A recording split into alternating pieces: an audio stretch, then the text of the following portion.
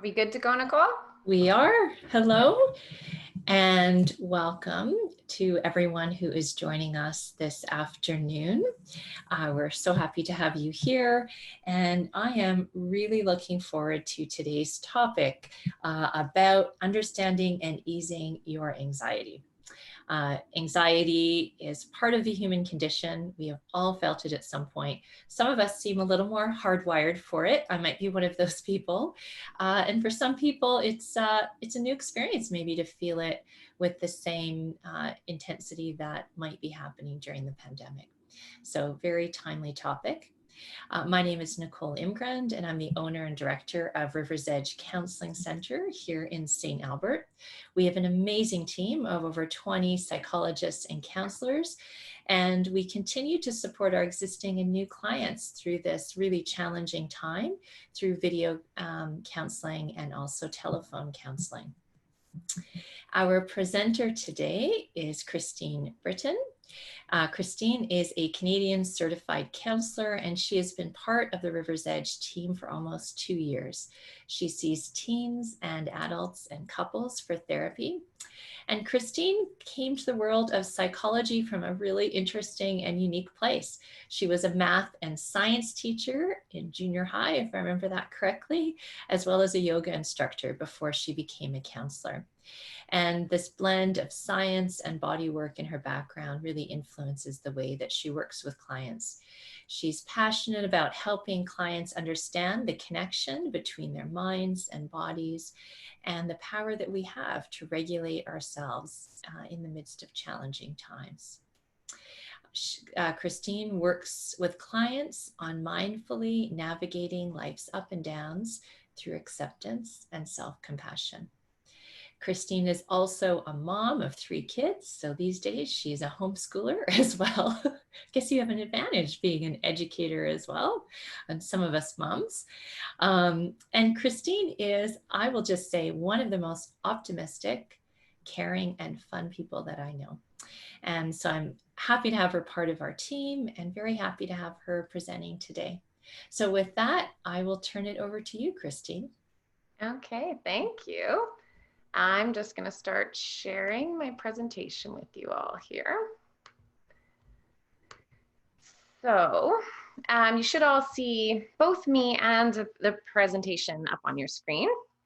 And so we're just going to be talking about the two different parts of what we're going to be talking about today are the understanding of your anxiety and the easing of your anxiety. So it'll be sort of 2 parts. So this is the stuff that we're going to talk about. So we're going to talk about what is anxiety. We're going to kind of really briefly delve into that. We're going to talk about what happens to your brain when you're experiencing anxiety, what happens in your body when you're experiencing anxiety. And as Nicole said, that this is a really passionate area of discussion for me. I love talking about the brain-body connection. And so then the last part is going to be how we can ease the anxiety symptoms that you're experiencing. So I'm going to try and get through the first part relatively quickly, the understanding part, because I really want to get you guys to the easing part, which I'm sure a lot of you are excited to get to. So we're gonna go fairly quick through the first bit. Please feel free to write down your questions, or as Nicole said, send them in the chat and we'll talk about them afterwards. I don't want you to feel like you can't have questions, and I am going to kind of breeze over some pretty nerdy topics. So please feel free to write those questions down. So first of all, what is anxiety? Well, Nicole mentioned it just slightly in the introduction there, that anxiety is a natural response. So it's not a problematic thing necessarily. Everyone experiences anxiety. It's really normal. We've evolved to be anxious creatures. And anxiety causes a response in both your brain and in your body. So we're going to talk a little bit more about that. And then that last point is fairly important there, that anxiety can be caused by real or imagined stressors. So usually when anxiety is caused by a real stressor, we talk about it more being fear. And we'll talk about that quite a bit. But the imagined stressors, or the stressors that kind of start in our minds, can often be the ones that we're struggling with in times like this. So we'll talk about that a little as well. So I'm going to introduce you to a very I hesitate to use the pun handy, but it's a handy model of the brain. So this is from Dan Siegel, who's a genius. And it's a really easy way to sort of visualize what's going on in your mind and the different parts of your brain. So we're going to all hold up our hands. And this part here, this wrist part, is going to represent your brain stem. And then if we take this thumb and we tuck it inside, this thumb and this center of your palm part is going to represent the limbic part of your brain. Okay, so don't worry, I'm going to kind of explain what all that means. And then we curl the fingers over the top. This part represents your cortex, or the last part of the brain to develop. So when we evolved, our brains developed in this order: this part, and then this part. So we're going to talk about that 3-part brain. And we're going to refer to this brainstem part as your reptile brain, this middle part as your monkey brain, and this last part as your human brain. So the way that we evolved with this human part at the end, right? Okay, so what do the 3 different parts of your brain do? This reptile part, this base part, brainstem part, it's in charge of the really, really basic stuff like food and water and reproduction. So it really drives our basic needs, okay? It's the area that controls the fight, flight, or freeze response. Because we're going to talk about the monkey brain next, but the reptile brain controls the part that actually responds when there's some sort of threat or stressor, okay?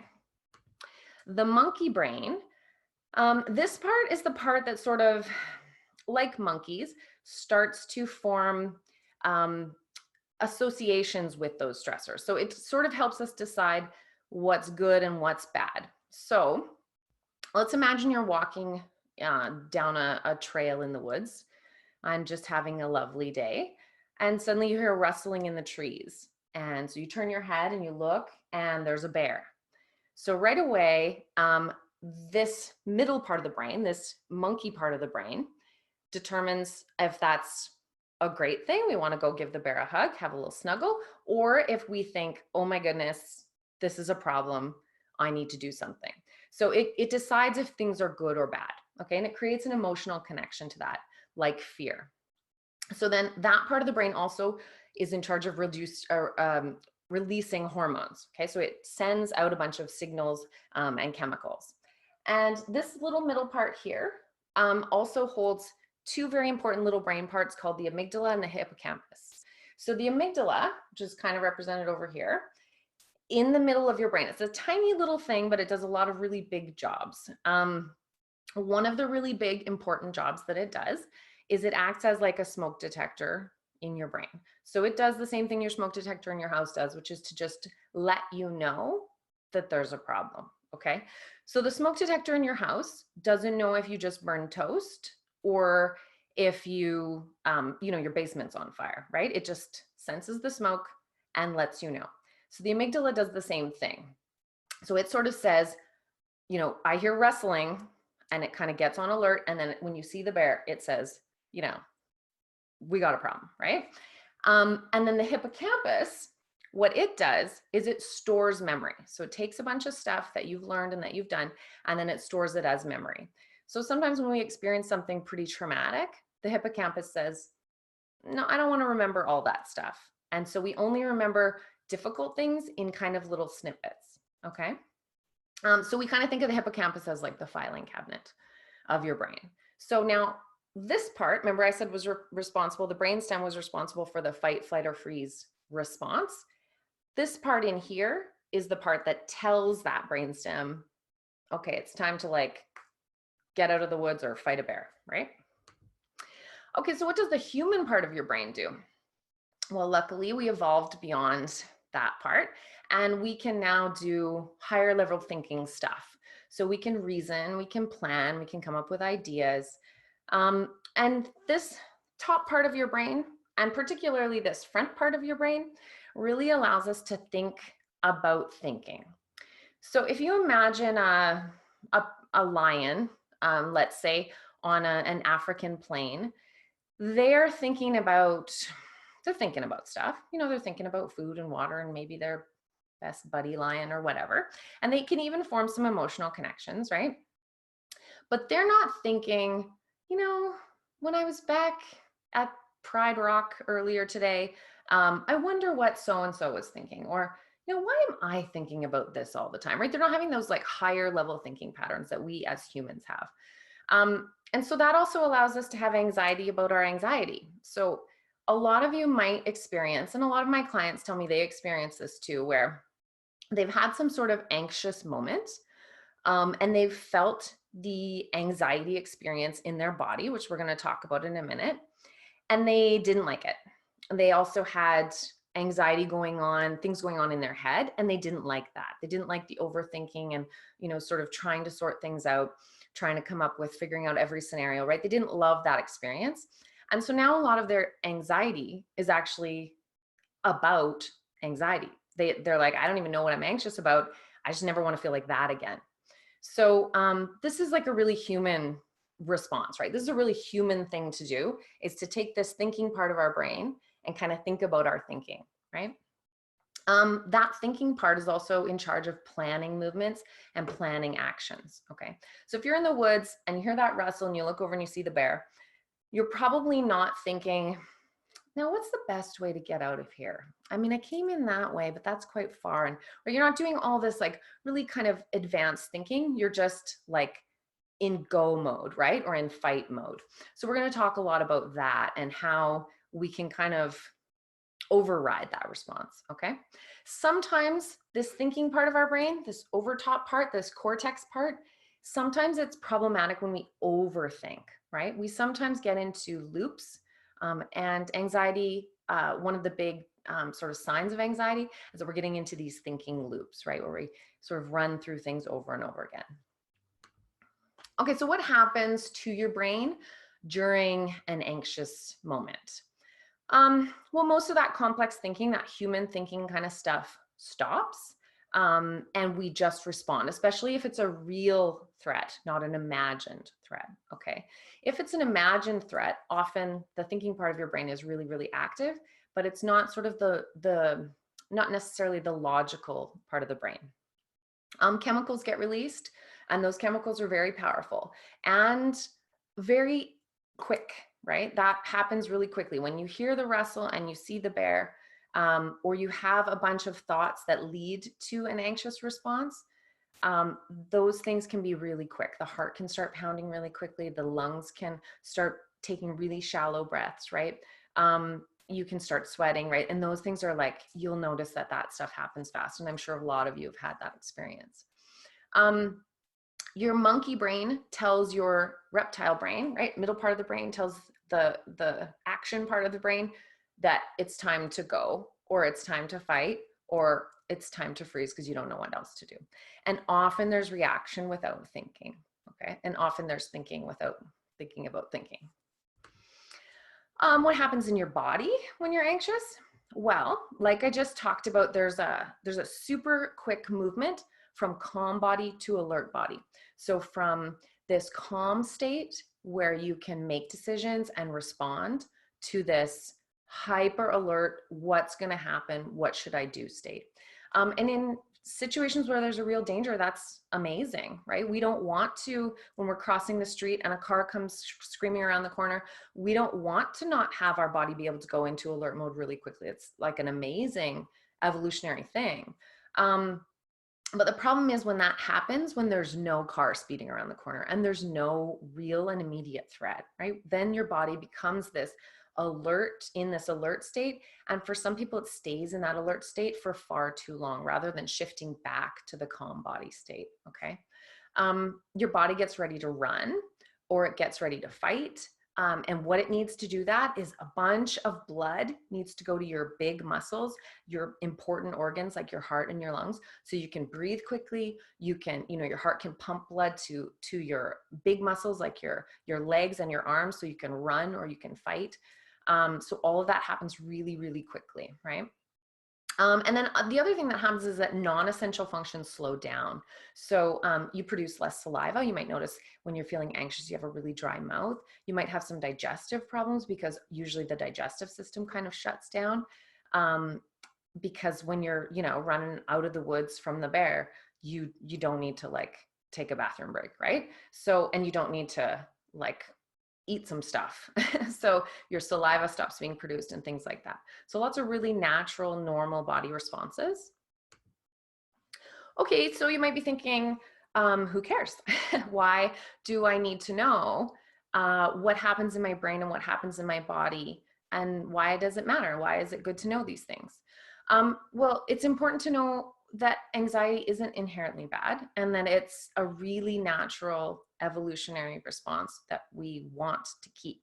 Okay. We also, if we can understand what's happening in our brains and in our bodies, we can kind of override some of those natural responses. We can sort of circumvent that natural process.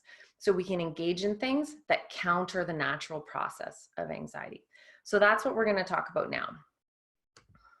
So what can you do to ease your anxiety? What are the things that you can actually come away from this talk feeling that you know that you can do when you start to feel that anxious feeling? When there's no bear in the woods, there's no car screaming around the corner, but you're still feeling all of those anxious feelings, okay, and all of those body responses.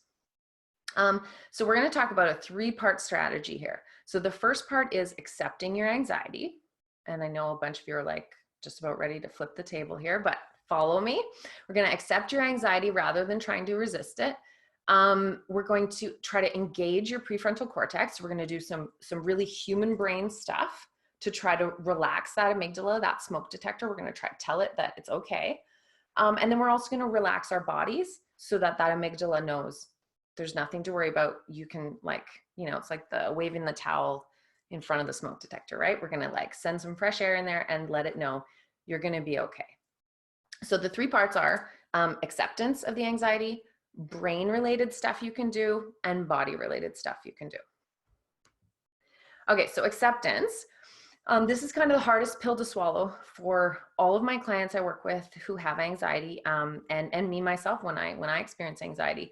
The acceptance of anxiety is a really tricky thing, but I really think it's very key.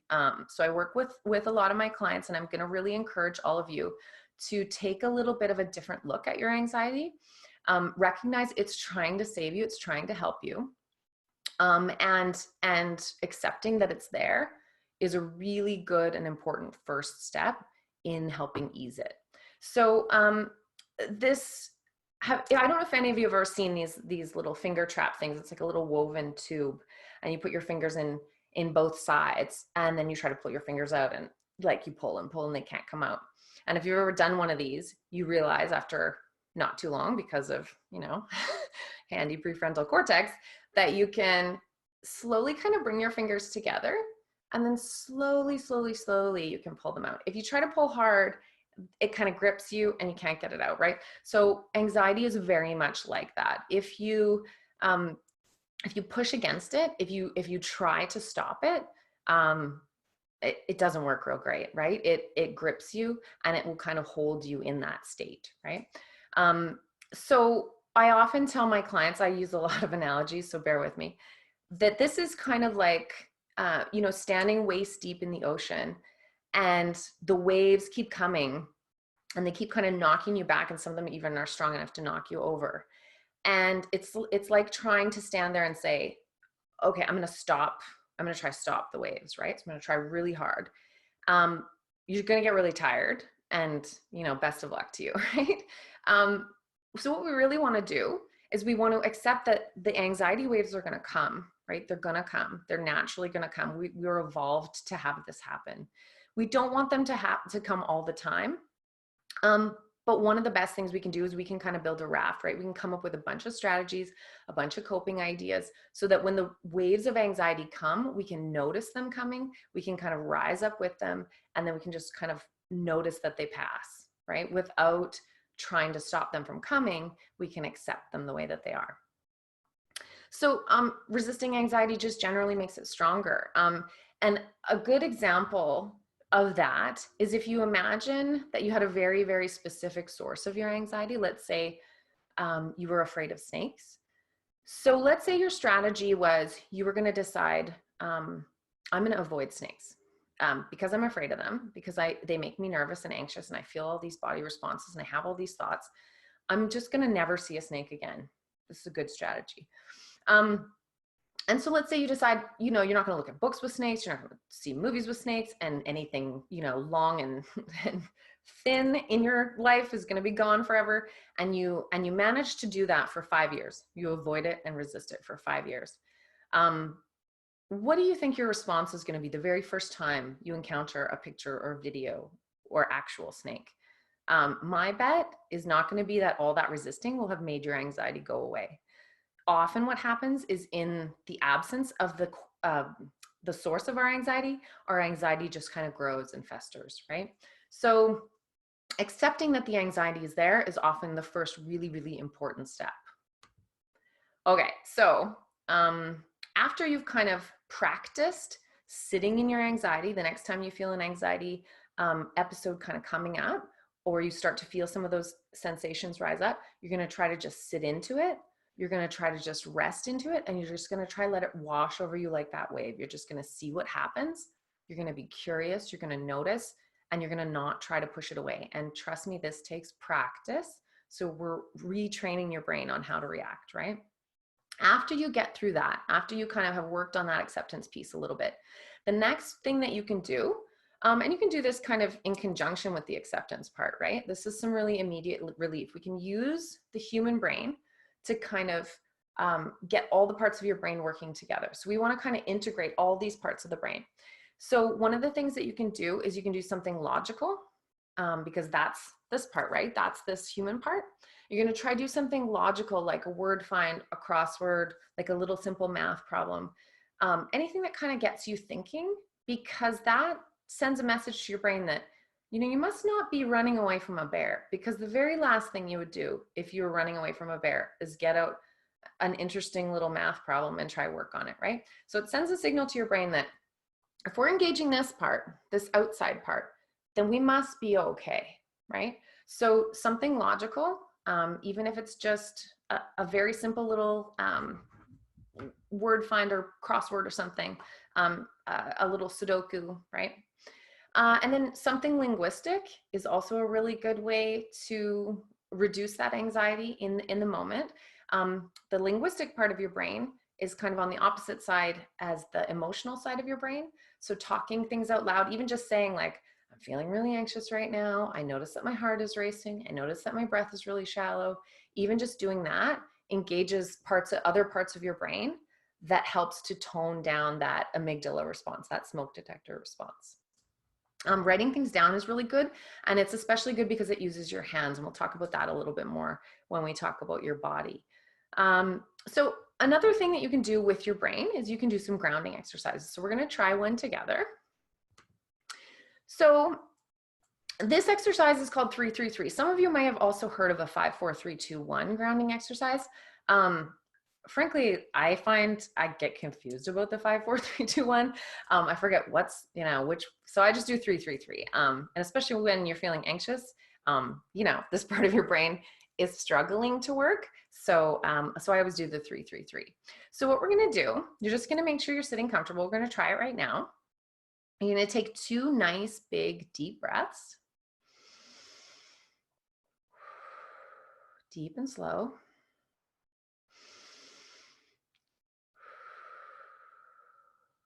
And then you're just going to look around, and you're going to try to notice and name 3 things that you can see. So for me, I see my water bottle, I see my computer, and I see my blanket.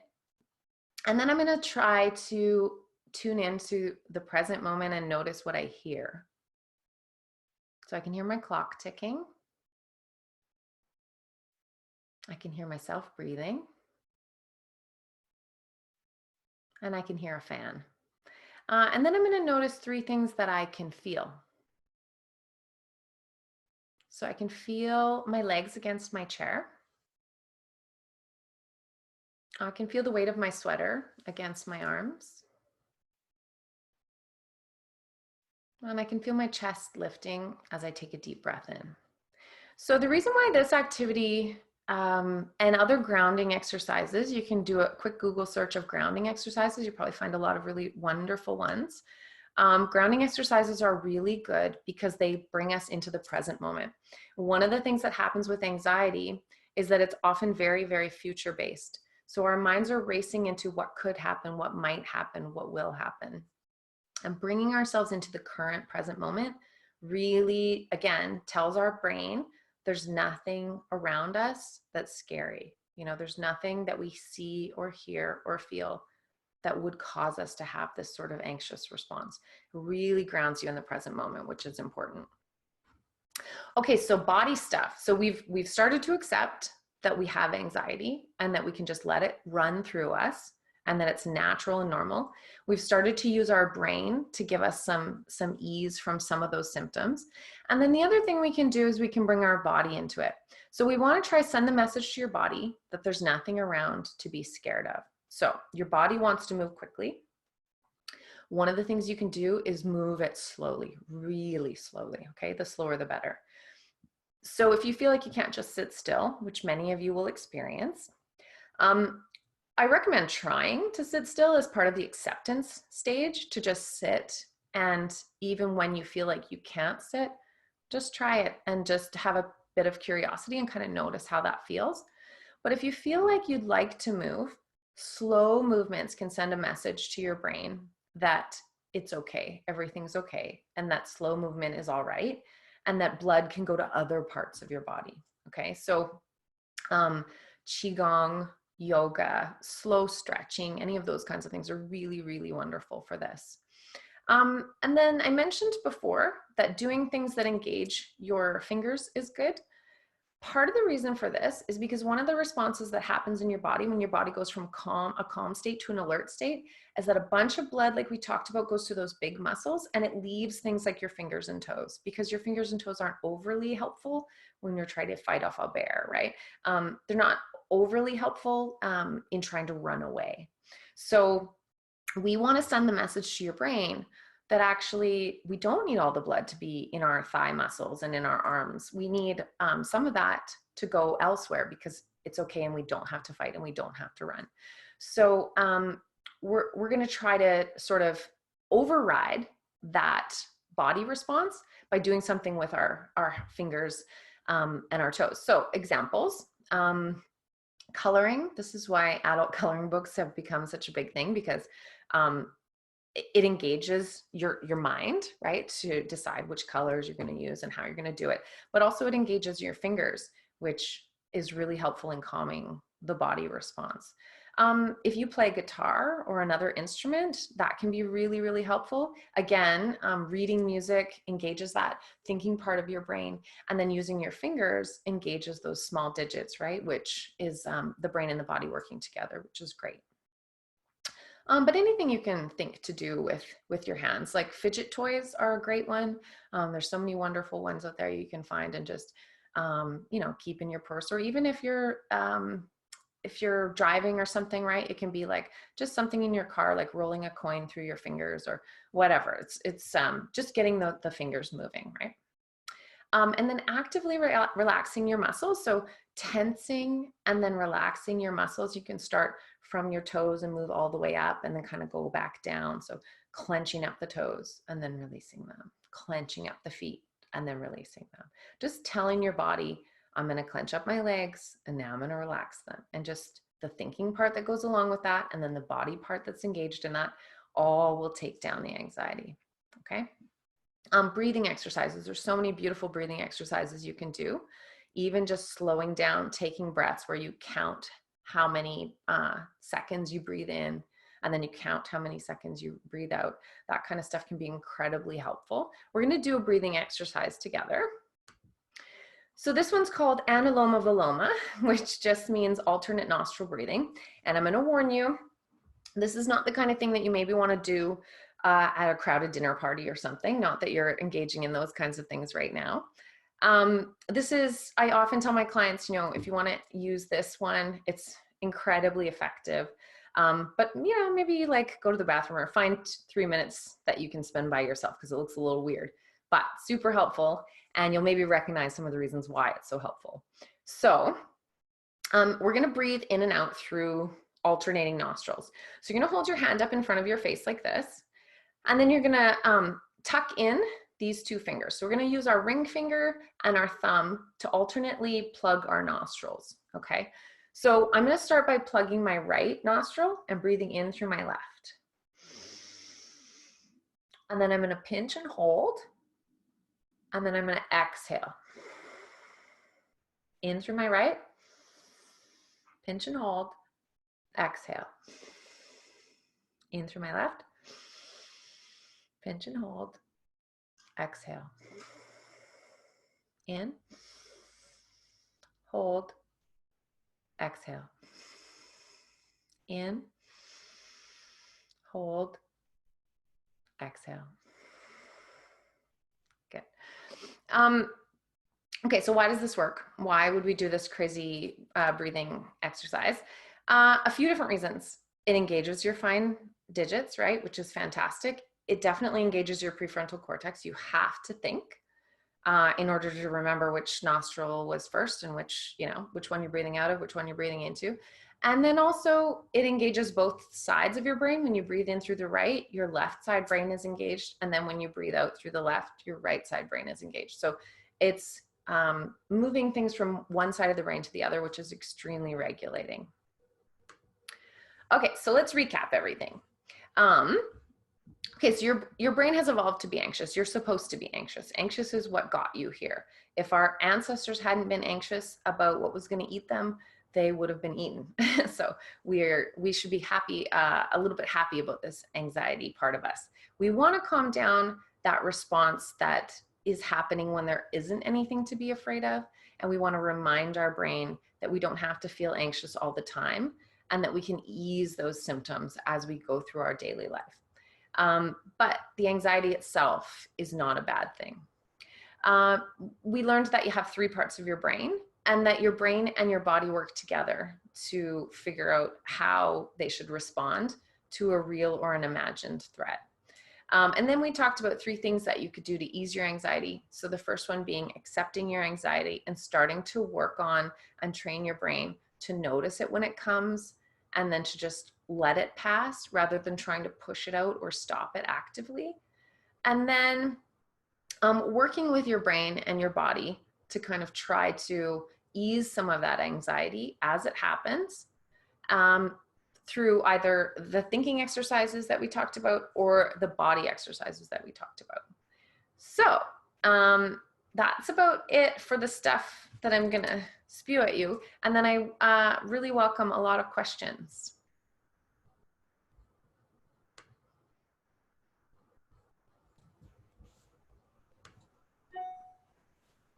Hi, thank you very much. We've got a question already. Good. How do you break the loop thinking? Great question. Well, my first question back to you would be, why do we want to break the loop thinking? So the first thing I would try is accepting the loop thinking. So just sort of notice what happens if you don't try to stop it, if you just kind of let it happen. And then your answer to that might be, well, then it keeps happening forever.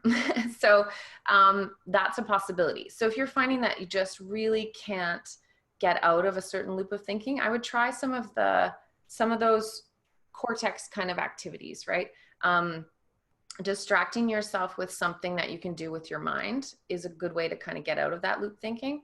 But I like to think of anxiety often as, if you're driving in a car on a road trip and you have one of your family members is in the back and they're the person who says, what if we're not going the right way? What if our map's wrong? And do we have enough water? And where's the next bathroom? And, they're just really, really concerned about everything. We could ignore that person or we could try to get that person to stop talking. But one of the things that works best often is to turn to that person and say, I hear you. You're super worried. You're very afraid. and you need me to understand that. And thank you so much for voicing all those concerns, because you know what? Good point. I didn't think about where the next bathroom was. So thank you. So same sort of response we want to have to our anxiety is to say, I hear you. And I know that you're just trying to save me. And I know you're just trying to protect me. But right now, I'm actually okay. So you can hear it. You can hear the loop thinking. You can say, it makes good sense that you're worried about that. And I get why you've been thinking about that for the last few minutes. But right now, we're actually okay. We can do some of those grounding things, some of those breathing things, and we can kind of just get ourselves back into the present moment. I love that internal dialogue. Yeah. Just Yeah. taking our most non-judgmental self and directing it back at ourselves. Yeah. Yes. The way you would, a scared child, you wouldn't want to say to them, don't be afraid. Stop being afraid. You would say, I understand you're afraid and it really makes sense. And can I give you a hug? And we're still going to go on the road trip. Yeah. Yeah. Good. We've got some more questions here. Someone is asking, would young teens have the ability to understand the content in this presentation? This person's daughter has a lot of anxiety and they'd like her to watch this. She says, great strategies. Yeah. What do you suggest for teens? Yeah, I really think so. I mean, I've done a lot of work with teens, both as a counselor, but even more so when I was a teacher. And I think we often underestimate their ability to understand things. And I think often they really want to know the why behind things. So I really think that it's great if you can kind of give them, like, the hand model is such a lovely and simple. Great. It's a real oversimplification, obviously, of our really complicated brains, but it's a good oversimplification. And I really think, yeah, I think teens could probably, and it doesn't hurt to show it to her if there's things that she doesn't understand. It's a great homeschooling opportunity, right? Yeah, I think you would create some great conversation. Yeah, absolutely. Someone is asking, if I were to practice these things for long enough, will I eventually be less reactive in general? Or is increased anxiety a chronic and forever part of the personality? Yeah, good question. Yeah, great question. Great question. I think some of us are just sort of more wired to be worriers in general. But my experience for sure working with clients has been that um, over time, we can kind of develop new neural pathways, especially in the way we respond to our anxiety. It does take time. You know, our brains are changeable, they're malleable, but that's not an instant thing, right? So in order to change the way that you respond to your anxiety, it takes practice, right? It takes work, it takes repetition. But yeah, my opinion for sure is that we do have the ability to alter those natural brain patterns, and that you can become better at sort of naturally responding to that anxiety with more of a response than a reaction. And over time, I think that definitely has played out in my work with clients for sure. Yeah, I've found that it just so hopeful, all of the research on neuroplasticity later as you're talking about, because it just feels like there's a more of a return on my investment when I really try to do these things differently, to imagine that we're actually able to rewire our brains, and over time it can get easier. Yeah, and I mean, all the research, there's so much wonderful research right now on things like meditation that really point to our ability to alter the way that our brains respond to things naturally, and to take sort of a more removed view.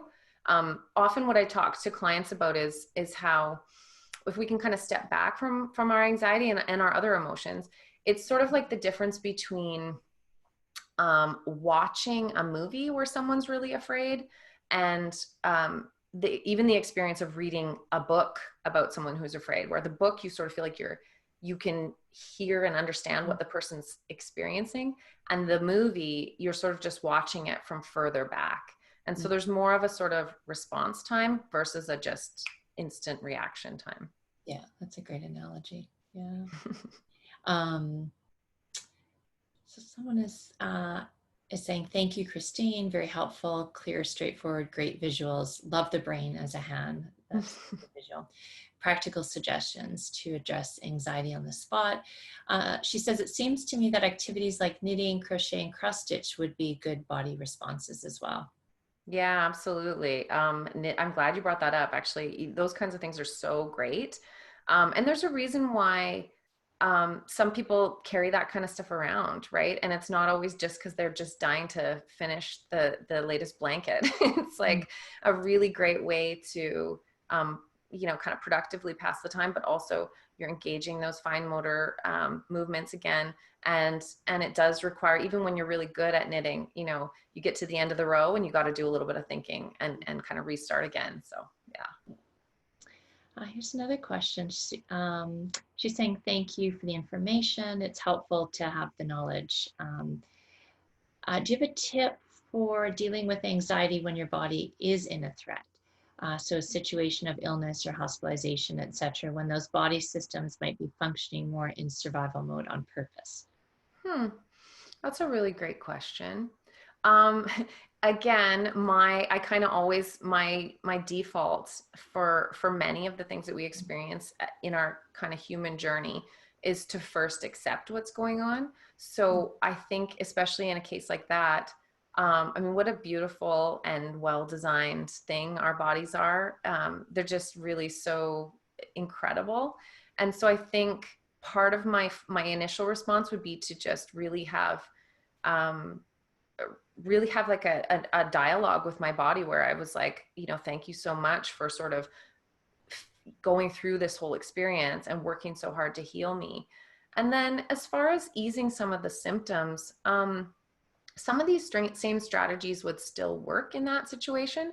I mean, you're not, again, kind of not probably going to get the same level of anxiety going down because there is a real sort of thing happening to you, and it's really natural to feel a physical body response, the same as you would feel a natural physical body response to giving a speech or doing something that going into a big social gathering if you're kind of uncomfortable with people.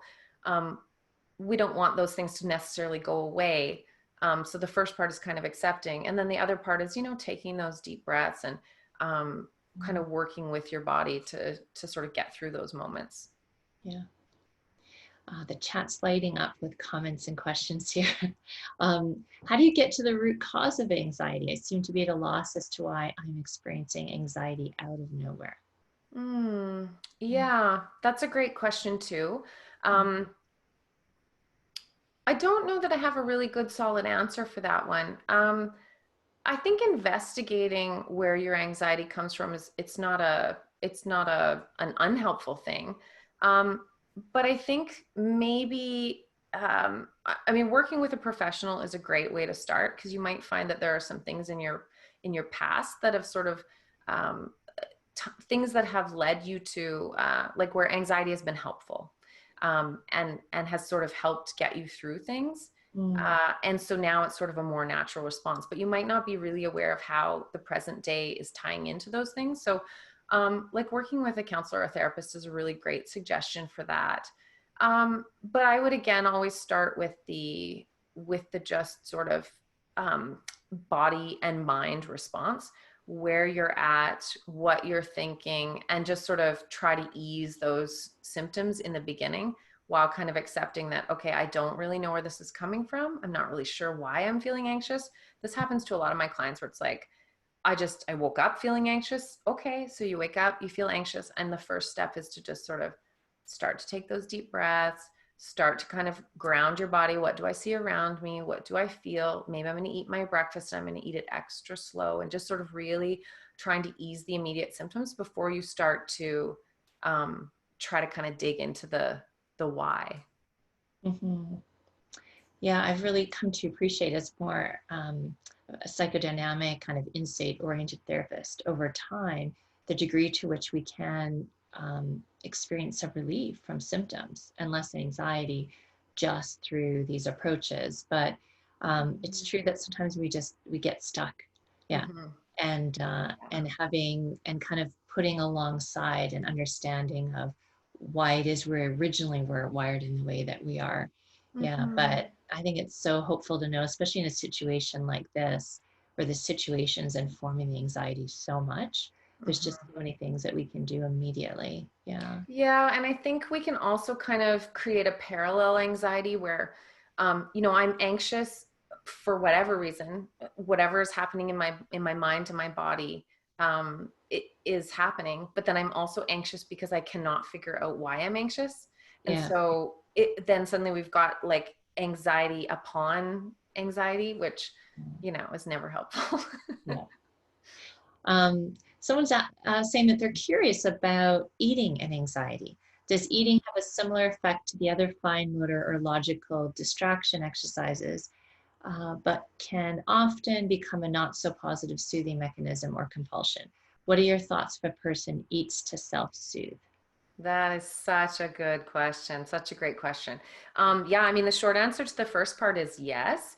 It does work the same way as the other fine motor things because when we're running from that bear in the woods, right, or we're getting ready to fight the bear or whatever we're going to do, the last thing we're thinking is, I could use a snack right now. So, eating something small that requires like picking it up, putting it in your mouth, and the act of chewing and even just engaging the digestive system again kind of circumnavigates that natural body response to like, don't eat, don't go to the bathroom, just run or just fight, right? So it really does kind of circumnavigate that, which is why lots of us eat to soothe. It is soothing to eat, right? And I think the first step is, I mean, good for you for even just recognizing that that might be what you're doing. You might be using food as a calming mechanism. It can be a really, that's why we talk about, that's why the phrase comfort food is a thing too, right? Like we gain so much comfort in not just sitting and eating, but also being around other people and eating. There's so many wonderful associations with food. So if you think that you're easing your anxiety with food, I would suggest to try some other methods, like in tandem with that. Like maybe you'll have a snack one time, but then maybe another time, try picking up a little, a little wooden puzzle and figuring out how to get that ring off or whatever it is, and see if you have the same response, and really just tuning into your body and your mind and how they respond to both of those things.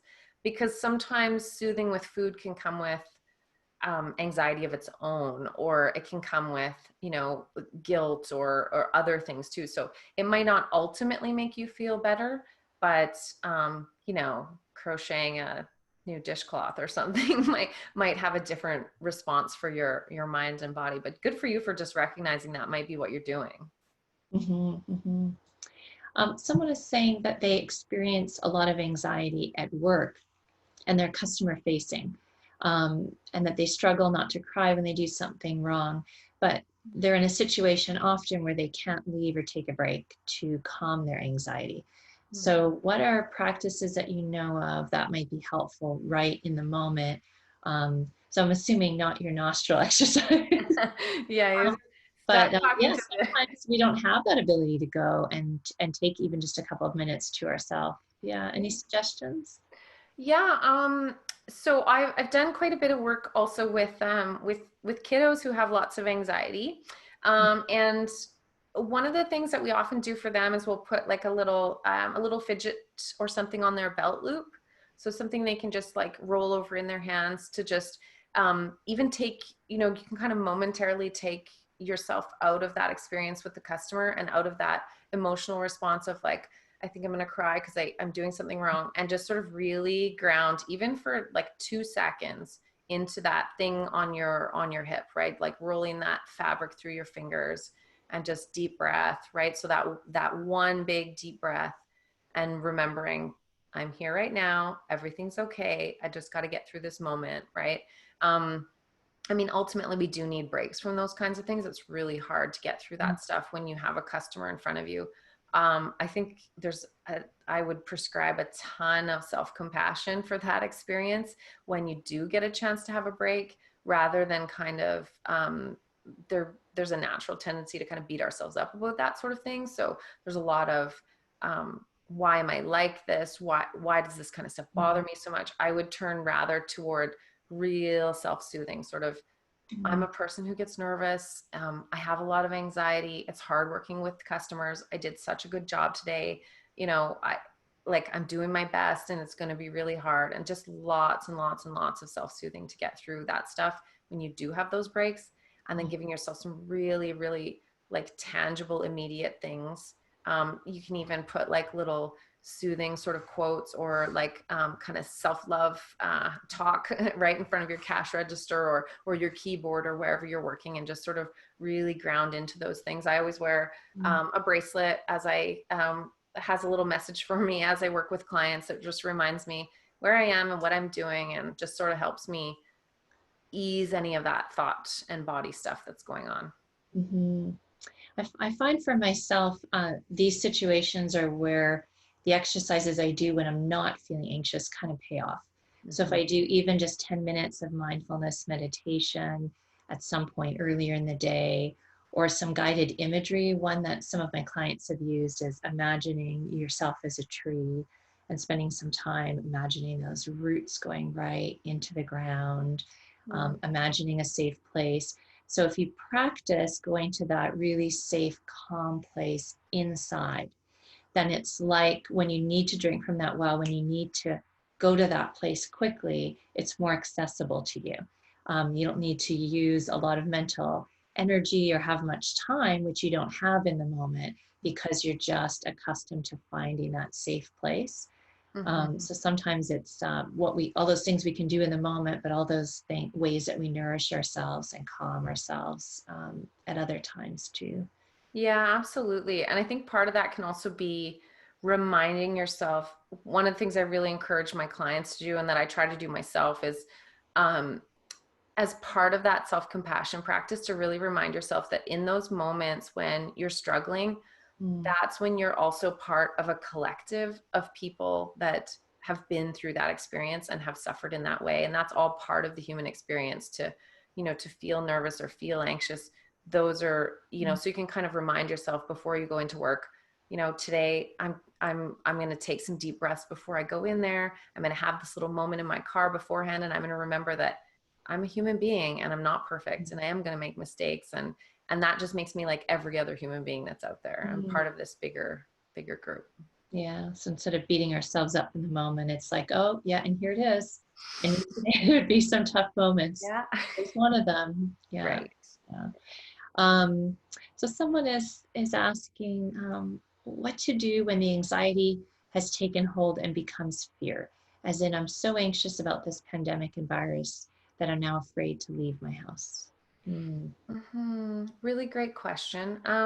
If you feel like, so we talk a lot about, we talked a lot about anxiety today, but we didn't really delve into, when is it normal, natural anxiety, and when is it an anxiety disorder, right?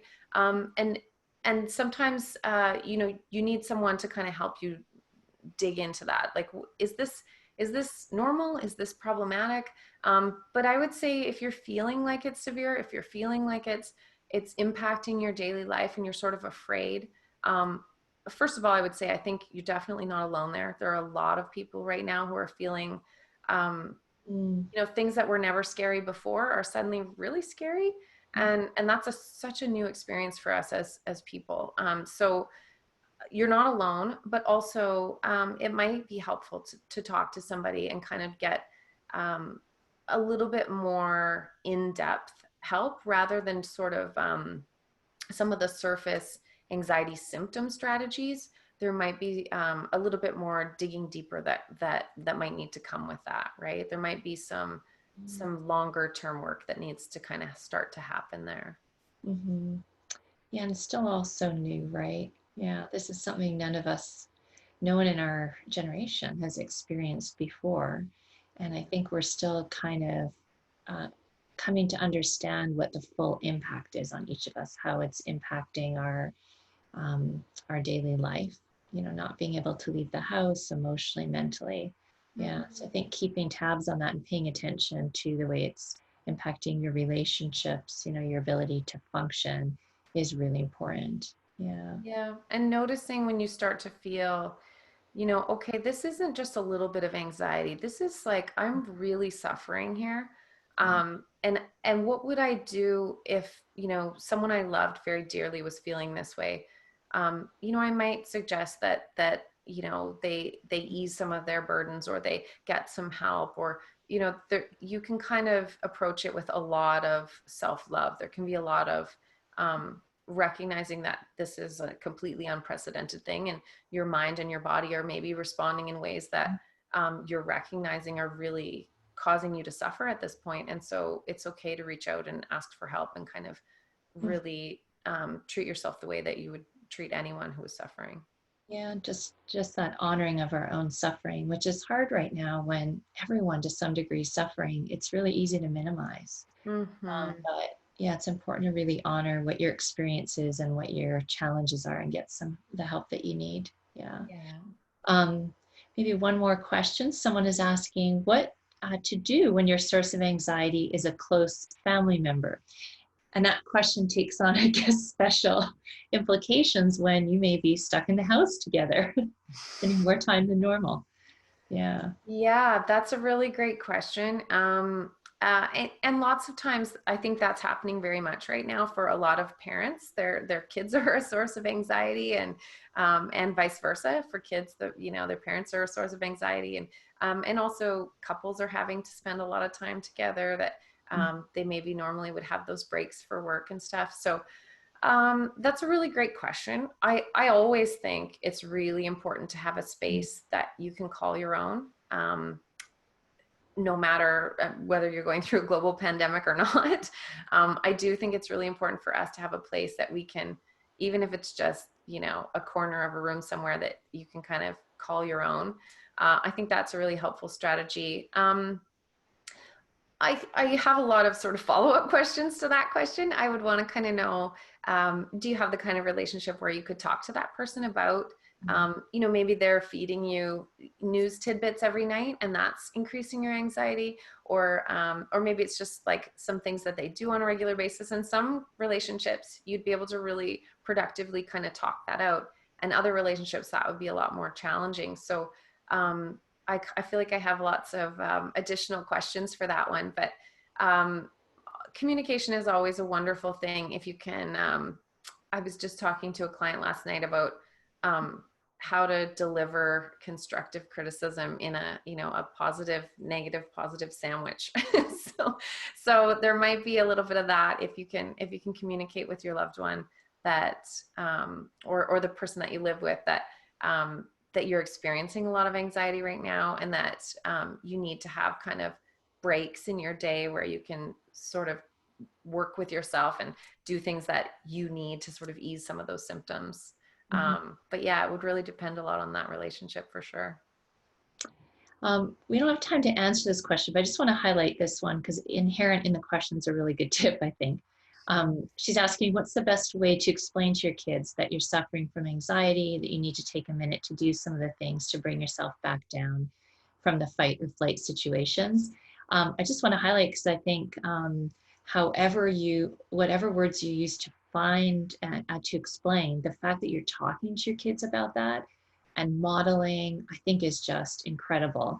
And that's the way that any of us learn how to do these things, and if you can learn how to do it as a kid, and they're taking that in and noticing your anxiety, but you're talking about it and labeling the emotion, telling them some of the things that you're doing, that is great homeschooling too. Yeah. Good kids. I actually have a great little story that you reminded me of, Nicole, when you were just reading that question. There was a teacher that I worked with who used to have a traffic light on her door, and so it had like the red, yellow, green, and every day she would like slide a little thing to point to like where she was at the start of that day. So if it was like a green light day, then the kids knew they could come in, and she was like, life was good and she was handling things well. And if it was a yellow light day, it was like, okay, Mrs. So-and-so is like having a bit of a tough day, or she didn't get enough sleep last night or whatever. And if it was a red light day, it was like, come in, sit down, get to work, because she can't handle it today. So I thought that was such good modeling for the kids to just know, like, adults are humans too. And sometimes we just need a little extra, whatever, Might quiet need or. in this Love time her. to walk around our houses with those kind of messages on us, eh? Yeah. Good. Well, I didn't get a chance to read to you so many comments, people just really appreciating your presentation today, just resonating with this, this part of the struggle. So I wish you could all see all these comments because you would just know that you are not alone. Yeah. So if you have more questions or comments, feel free to email them to us. I can pass them on to Christine. I'm sure she'd be happy to respond. I know Christine is also accepting new clients in her practice at this time by video and by phone. So if you're interested in talking a little bit more one-on-one about what your experience is, feel free to contact our office. We have a lot more of these webinars coming up. I think another 12 of them or so. We've got a great one on connecting next week. We've got a date night coming up about how to communicate with your partner through what is a stressful time for couples as well. So you are welcome to join us for any of those. And we're really glad that you could be here with us today. So enjoy the rest of your day and take care.